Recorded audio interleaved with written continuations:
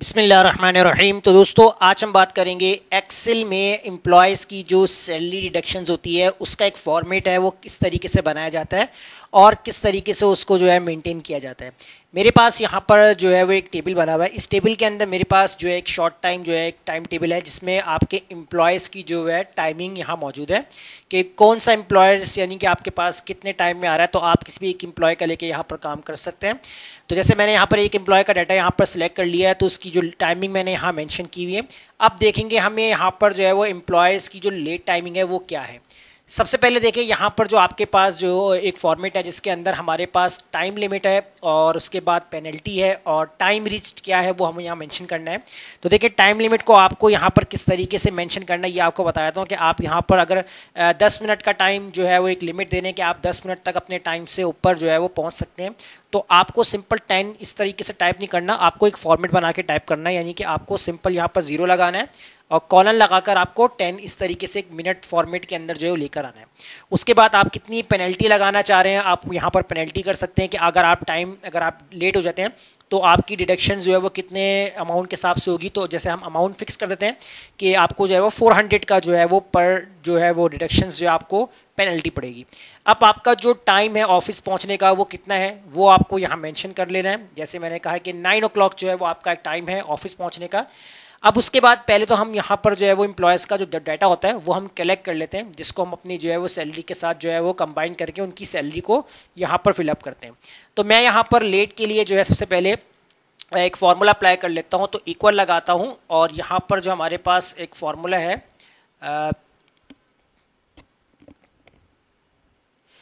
Quadrant का formula है, तो इसको मैं यहाँ पर राइट डाउन कर लेता हूँ। उसके बाद यहाँ पर आपसे जो है वो न्यूमरेटर की बात कर रहा है, तो न्यूमरेटर के लिए आपको सबसे पहले यहाँ पर क्या काम करना है, तो आपके पास जो टाइम होगा उसको आपने सेलेक्ट करना है, तो ये आपने सेलेक्ट कर लेना है। उसके बाद माइनस करवा देंगे, किसके साथ आपने माइनस करना है, जो आपकी टाइम रीच जो होगी उसके साथ आप इसको माइनस कर देंगे। इसको आपने सेलेक्ट करना है और F4 से लॉक कर देंगे। उसके बाद यहाँ पर आप कॉमा लगा देंगे। अब डिनोमिनेटर में आपने जो यहाँ पर सेल सेलेक्ट करना है कि आपके पास मैक्सिमम टाइम कितना है कि आपको रिलीफ दिया जा रहा है, तो 10 मिनट्स का है, तो आपने इस वाले सेल को सेलेक्ट करना है और इसको भी आपने F4 से लॉक कर देना है। उसके बाद आपको ब्रैकेट क्लोज कर देना है और आप कर देंगे यहाँ पर एंटर। तो देखिए यहाँ पर आपके पास क्या आ रहा है, टाइम 0 आ रहा है। इसका मतलब कोई भी आपके पास जो है वो लेट डिडक्शंस नहीं आ रही, क्योंकि आप 9 o'clock यानी कि 9:01 पे आप जो है वो ऑफिस में इन हो रहे हैं। तो अब इसके बाद आपने ये फॉर्मूला ड्रैग करना है। तो देखें यहाँ पर आपके पास जो है एक लेट काउंट हो रही है। अब यहाँ पर देखें 10 मिनट के हिसाब से यहाँ 22 मिनट यानी 20 मिनट ऊपर हो गए, तो इसका मतलब 2 यहाँ पर काउंट की जा रही है, बट ये रिकॉर्ड में 2 दिखा रहा है क्योंकि हम यहाँ पर जो है वो पर डे के हिसाब से एक ही काउंट करवाएंगे। तो इसी तरह देखें यहाँ पर आपके पास ये भी लेट आ रही है, यानी आपके पास जो नंबर 1 से ऊपर जा रही होगी तो वो आपकी लेट ही काउंट हो रही होगी। उसके बाद यहाँ पर अगर आपको जो है वो टोटल काउंट करने के टोटल लेट कितनी है तो वो आप यहाँ पर चेक कर सकते हैं। जैसे आपने यहाँ पर फॉर्मूला अप्लाई कर देना है, तो इसको मैं यहाँ पर बॉर्डर दे देता हूँ और इसको मैं यहाँ पर बोल्ड कर देता हूँ, इसे भी यहाँ पर बोल्ड कर दूंगा। अब यहाँ पर जो है वो आपको फॉर्मूला अप्लाई करना है, आपने इक्वल लगाना है और काउंट इफ का जो फॉर्मूला है ये आपको राइट डाउन करना है। इक्वल लगाएंगे और काउंट इफ का फॉर्मूला राइट डाउन करेंगे।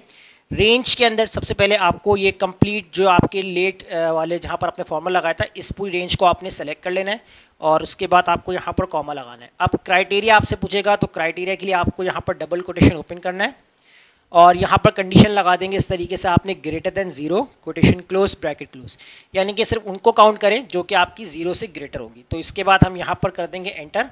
तो देखिए यहाँ पर आपको कितनी लेट यहाँ पर काउंट करके बता रहा है, आपकी 4 लेट्स आ रही है, यानी कि देखिए 1 2 3 4।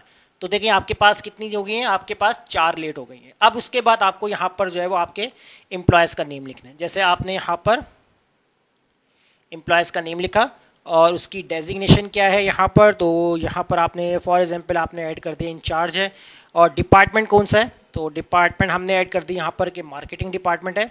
अब उसकी जो सैलरी है वो कितनी है, तो यहाँ पर जैसे हमने टाइप कर दिया 80,000 जो है वो उसकी सैलरी है। अब पेनल्टी के लिए आपको क्या काम करना है, तो पेनल्टी के लिए मैं यहाँ पर इक्वल लगाता हूँ और इस वाली सेल का जो है वो लिंक कर देता हूँ, क्योंकि जब हम अपनी पेनल्टी को अपडेट करेंगे तो ऑटोमेटिकली आपके पास जो है वो नीचे भी अपडेट होता रहेगा। तो यहाँ पर वापस 400 कर देते हैं। लेट की बात करते हैं यहाँ पर, तो लेट के लिए भी आपको यहाँ पर इक्वल लगाना है और जो आपका लेट होगी उसको आपने यहाँ पर लिंक करवा देना। टोटल लेट के हिसाब से आप इसको लिंक कर देंगे और उसके बाद आप एंटर कर देंगे तो आपकी जो है यहाँ पर लेट काउंट, जैसे यहाँ पर आपने शीट अपडेट करते रहेंगे तो आपका जो फॉर्मेट है उसके अंदर भी चीज़ें अपडेट होती रहेंगी। अब इसके बाद आपकी यहाँ पर डिडक्शंस हैं कि आपकी कितनी डिडक्शंस हो रही है, तो आप यहाँ पर जो है फॉर्मूला अप्लाई करेंगे, इक्वल लगाएंगे। इक्वल लगाने के बाद जो है वो आपकी पेनल्टी है, तो पेनल्टी को आपने सेलेक्ट करना है और मल्टीप्लाई कर देंगे किससे, जितनी नंबर ऑफ लेट्स है आपकी उसके साथ मल्टीप्लाई कर देंगे तो एंटर कर देंगे। तो यहाँ पर टोटल डिडक्शंस आपको बता दी जाएगी कि 1600 जो है वो आपकी डिडक्शंस हो रही टोटल। अब आपकी जो फाइनल अमाउंट यानी आपकी जो सैलरी है वो कितनी बन रही है, तो उसके लिए आप यहाँ पर इक्वल लगा लेंगे। तो इक्वल लगाने के बाद जो आपकी टोटल सैलरी है इसमें से आपने इसको माइनस कर देना है, किसको, जितनी आपकी रिडक्शन हो रही, और उसके बाद आप यहाँ पर एंटर कर देंगे। जैसे एंटर कर देंगे तो फाइनली सैलरी जो है वो आपकी कैलकुलेट होकर आ जाएगी कि 78,400 ये आपकी फाइनल सैलरी बन रही है आफ्टर डिडक्शंस। और ये पूरा रिकॉर्ड जो है स्लिप प्रिंट करके जो है वो आपके हैंड ओवर भी किया जाता है। तो इस तरीके से एम्प्लॉयज़ की डिडक्शंस जो होती है वो कैलकुलेट की जाती है, जैसे मैंने आपको आज की क्लास में बताया। तब तक इस क्लास की प्रैक्टिस कीजिए, मुझे इजाज़त दीजिए, अल्लाह हाफिज़।